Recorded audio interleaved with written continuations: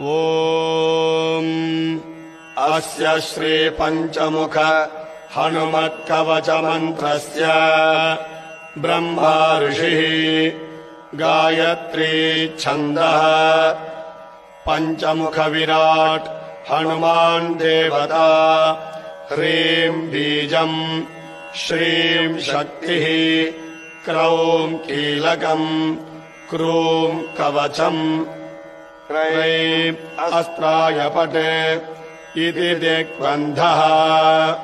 श्रीगरुड उवाच अथ ध्यानम् प्रवक्ष्यामि शृणु सर्वाङ्गसुन्दरी यत्कृतम् देवदेवेन ध्यानम् हनुमतः प्रियम्।